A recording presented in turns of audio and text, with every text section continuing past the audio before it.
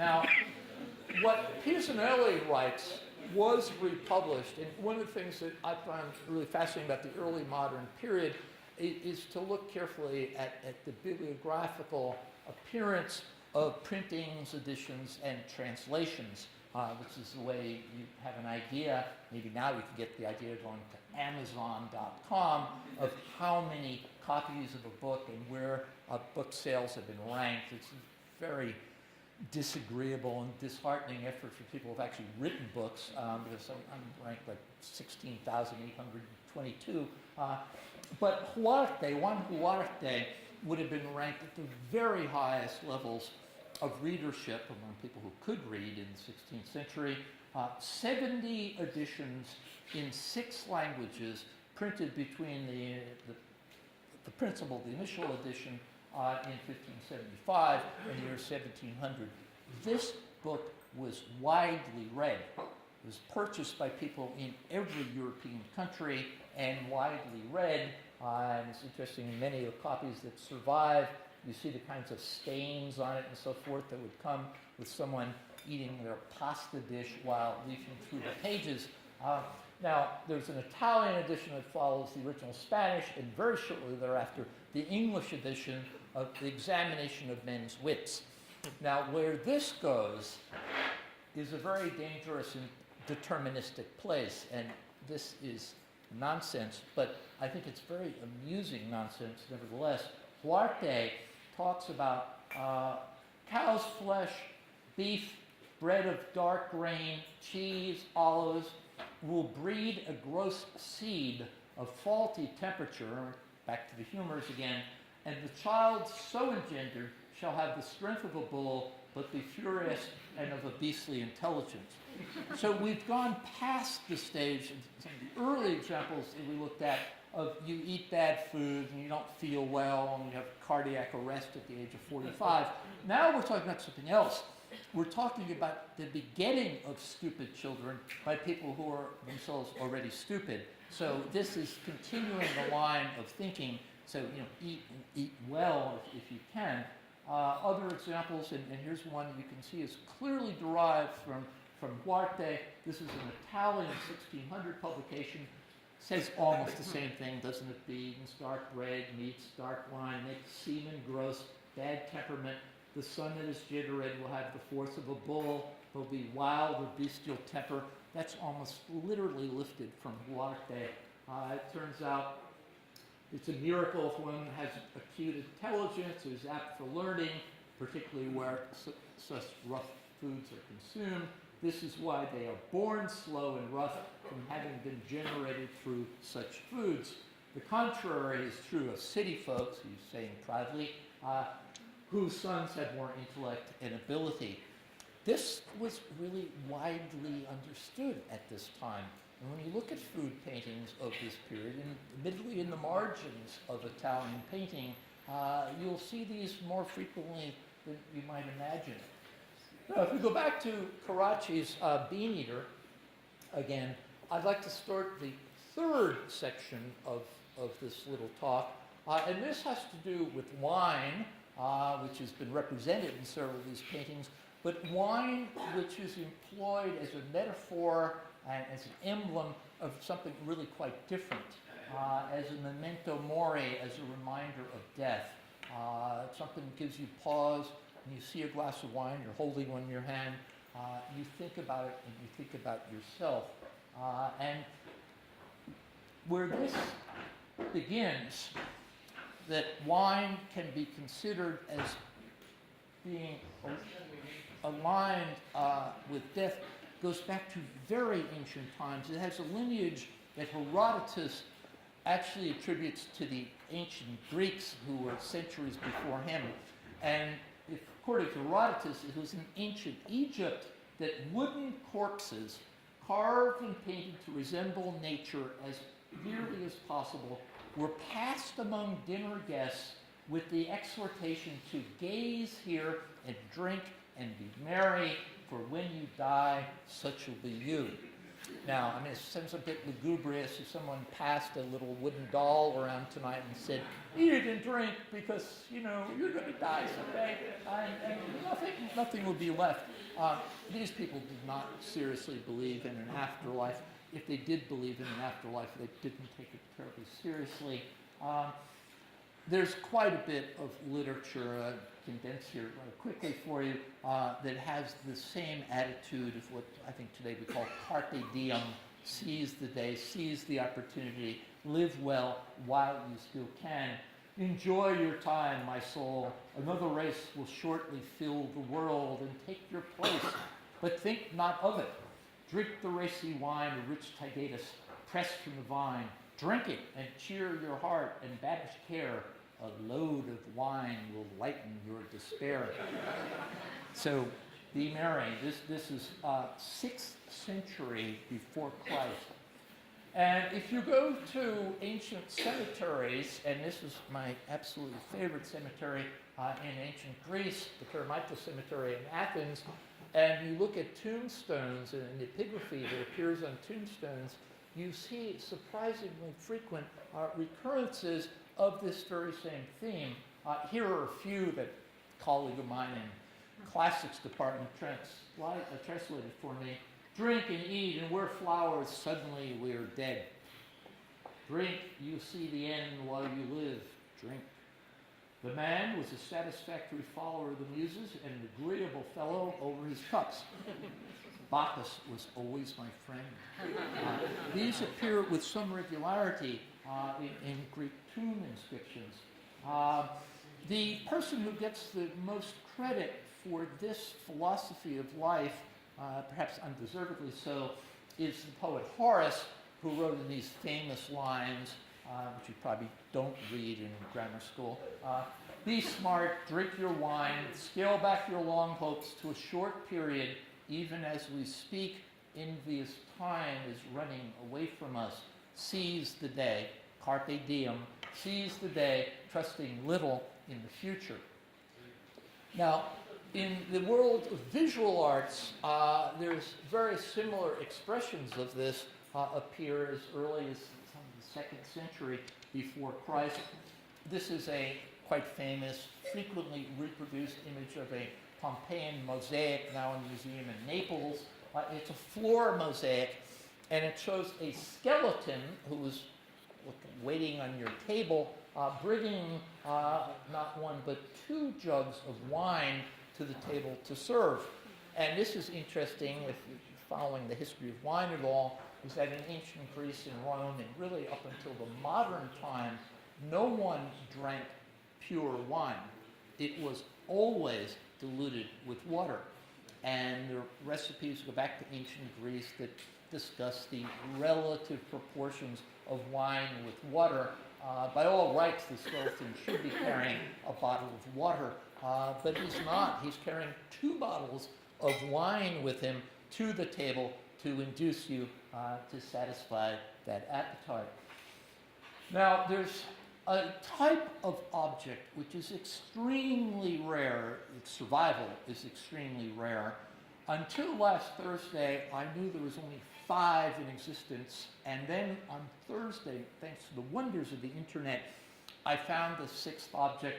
It's known as a larva convivialis, and it's exactly this is a small object. I know it looks like a reproduction of a Giacometti sculpture, but it's a small object that would fit on your keychain. And it's jointed. You might see here there are little joints for the arms and the legs and so forth. And it seems to be the kind of object that Petronius is actually talking about in his Satyricon, the famous dinner party that is given. A slave presented the dinner guests with a skeleton made of silver, no less, made in such a way that the bones and joints could be turned in any direction. And this is passed around among the diners with the exhortation to eat and drink more, because who knows what tomorrow will bring. Excuse me. This is a famous dinner party at Trimalchio, which has sometimes been restaged. This object turned up in a museum in Russia. I just came across. This would be number 6 of the surviving objects of this type. There's one I know in Rome, there's one at the Getty Museum. Now, other objects which also celebrate this very same theme can themselves be very precious objects that are used for the imbibing of the wine itself. We know that ancient Greeks, of course, used ceramic ware, often decorated with wonderful Dionysian scenes. Romans never painted their earthenware. They turned to silver and glass, and we find in both silver and glass goblets of the Roman period images, and this is the finest example I know in the Louvre, of a goblet, a good-sized cup, that shows a parade of skeletons dancing and playing music and generally carousing. And this cup was dug up in the Vesuvius region, a place called Busto Reale. I can't help but look at this and think at the same time of someone drinking wine from this cup when the first rumblings of Vesuvius were heard in the distance in 79 AD. I mean, that's a lot to contemplate. One of really favorite objects, and so condensing a lot of things here, the most poignant objects, is this tomb, a Roman tomb of a man by the name of Flavius Agricola, which was discovered quite by accident, unhappy accident, when excavations were being made in the year 1626 for Bernini's baldachin at the crossing of the new St. Peter's. And I think the Pope and everyone involved was hoping in this age where martyrdom was a great cult, and a cult of relics was developing rapidly in the case of Protestant reformers, would have hoped that what they would find in the sub-crypt of St. Peter's would be the bones or some relic of St. Peter himself. Wouldn't that have been nice? And wouldn't this have been a disappointment? Because this sculpture, which we now see only the effigy lying down with a cup of wine in one hand, he seems to be adjusting a wreath of ivy on his head, was accompanied originally by an inscription. And this is the inscription. Friends who read this, I advise you, mix up the wine and drink far away. Wrap your brow with flowers and do not resist the pleasures of intercourse with pretty girls. All the rest after death is nothing. Now, this guy is a real Epicurean, and Epicurean philosophy, and if any of you have read Lucretius's on the order of things, understand that this is a period which put the enjoyment of life, or rather hedonistic enjoyment of life, above all other pursuits. And Flavius was actually doing this himself. When Pope Urban VIII saw this inscription, he had it destroyed, and he threatened under pains of excommunication anyone who copied or repeated that inscription. But it was inscribed, and that actually is something that's passed along. The sculpture itself was quietly whisked away from the Vatican, ended up in the garden of a papal nephew in Rome, and then through a series of ownership changes that I still don't quite understand, it's now in the Indianapolis Museum of Art in Indiana. Now, the last part of this talk has to do with the Memento Mori, but a very different meaning to Memento Mori. If Memento Mori in the ancient world basically was a reminder of death, live your life as fully and as richly as you possibly can while you're still alive. The Middle Ages, of course, had very little to do with it, very little recorded, I should say, to say on the subject. But the subject of wine and death reappears in the later Renaissance. And it reappears in a type of work that comes into existence right at the time of the Protestant Reformation, when iconoclastic pressures in Northern Europe are making religious narrative undesirable.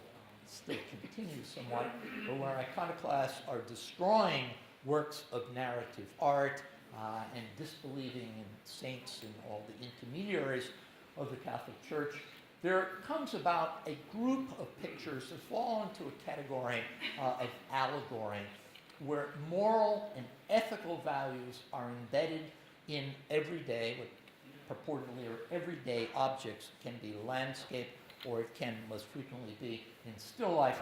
And the category of still life that comes into existence at this time is known as the vanitas, the vanity, which has marvelous biblical pedigree, going back vanity, vanity, all is vanity. And this subject was attached to Netherlandish still life painting, which has imagery in it, most obviously of a skull and of human death, but then sometimes secondary imagery, an extinguished candle, or objects like the hourglass, or here, perhaps even you may notice, looks like a speck on the slide, a fly has alighted on the skull. And the fly, of course, is an emblem of transience and the passage of time.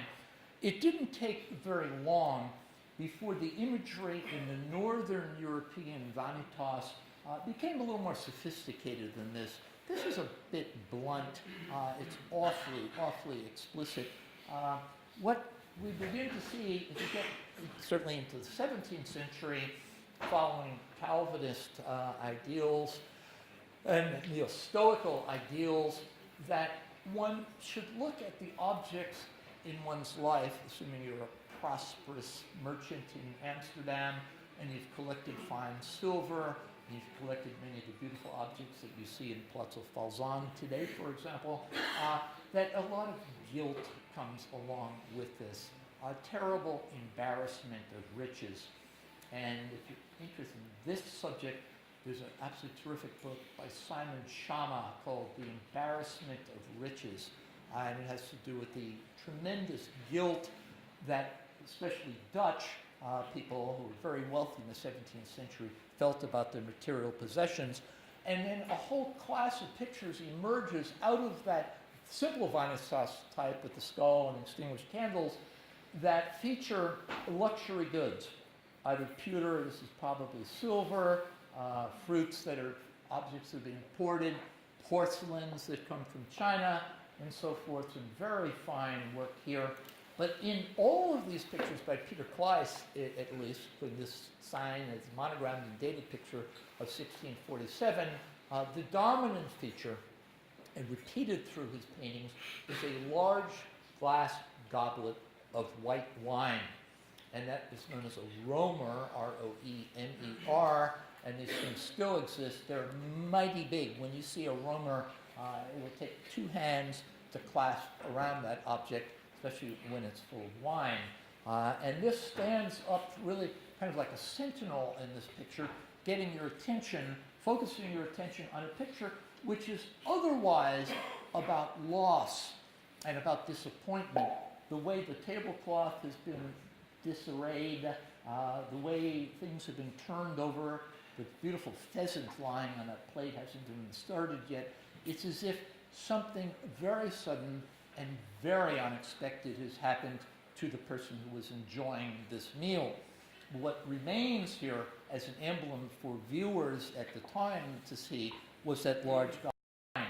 Now, some of these goblets of wine still survive, and some of them bear inscriptions. This is a lovely example, dated just a couple of years after the painting by Kleiss, in which you now see the detail, which has a poem on it, which I had a Dutch friend translate for me. It says, "Nota bene," please look carefully. Look, this wine taken with a plan brought joy to many a man, but if one indulges too much, wrong wine creates sorrow as such. This is a real downer. This is not carpe diem. This is, you should be thinking about more important things.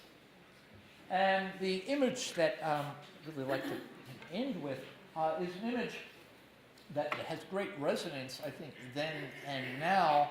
It's an image that combines a probably familiar scene of the 17th century, and in fact, somewhat familiar scenes on the street of Valletta in the last couple of nights, the carnival.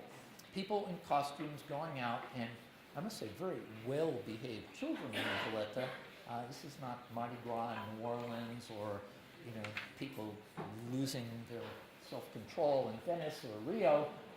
But here in Holland, Judith Leister, one of the most important women painters of the period, paints two carnival revelers who one has clearly emptied his jug of wine. He's showing the viewer that there's nothing more to drink while he's holding his tobacco pipe up in the air. So it's sort of a poster boy of bad behavior. And his companion there is just slugging back a great big jug of beer. And at their side, there appears a skeleton who holds a skull of his own, which is a clever conceit, but he also holds in his hand a candle which is burning out, is about to be extinguished. And it's like he's tugging on the sleeve of this drinker, and of course shaking an hourglass in his face virtually, that you're going down the wrong path, Buster. You should really be thinking about your soul and your spirit, and not to indulge in this way. Now, Leister and many other Dutch painters of this period painted pictures that generally called married companies. We even saw the Passarotti, which is given this title, Married Company. People having a good time, often playing music, singing, and drinking a lot. But this picture by Leister has a really very special bite to it, because it's the combination of this hedonistic pleasure with the reminder of death. This is something that seems to haunt the northern imagination. Be grateful you're from the south, where people don't have this kind of guilt-ridden sense. But one of the popular types of imagery in the late Renaissance in northern Europe was the print. The print, of course, is a wonderful outgrowth of the printing press and books. It was a wonderful corollary of printed texts, and artists then could reproduce images at very little cost, of course.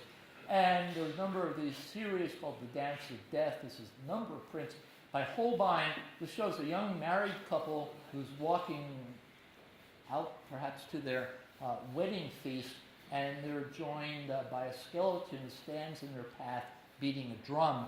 And it's this idea, the joylessness of it, that is taken over by Leister.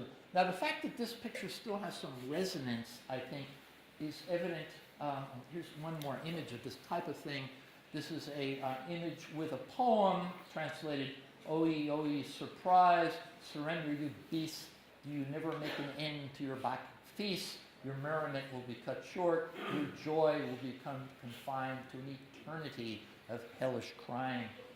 Ooh. I mean, that really is a downer.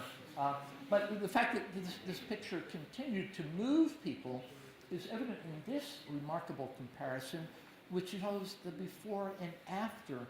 Some collector, I suspect probably in the 19th century, liked the painting all but for that skeleton, and very cleverly painted the skeleton out, got rid of the hourglass, replaced the leg of the skeleton with the leg of the table, left the candle in exactly the same place, and just removed that bit of iconography from the painting.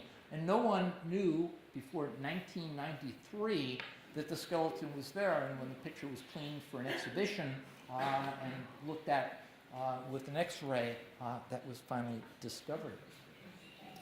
So what we're seeing here, all briefly, is this sense of wine and the bringing of truth, and that this notion, which is so frequently used, of wine brings truth, and vino veritas, Pliny talks about this all the time, which is a social truth. You might disclose some things to a friend or to an associate you would never disclose. You might be indiscreet in a way you would never be indiscreet before you had that second glass of wine. On the one hand, the social truth, but on the other hand, I mean, what we're seeing in some in vino veritas pictures, especially the more recent post-Reformation ones, is that wine really is a fluid truth, and it can be a matter of life and of death. Thank you.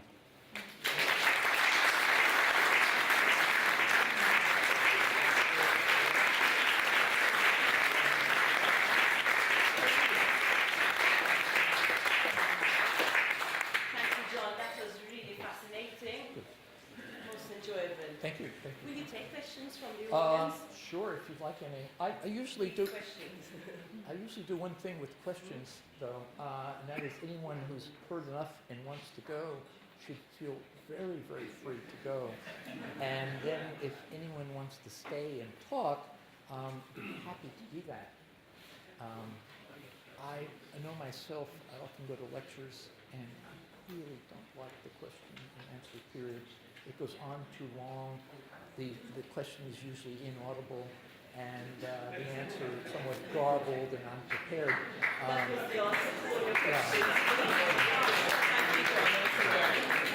So anyone that wants to leave or just congregate by the food and drink tables, but I'd be happy to stand here and answer any questions.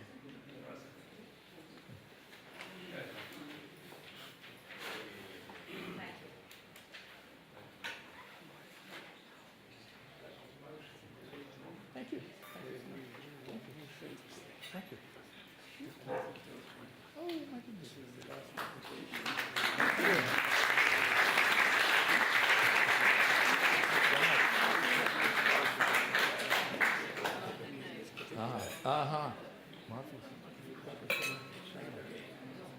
So, any questions?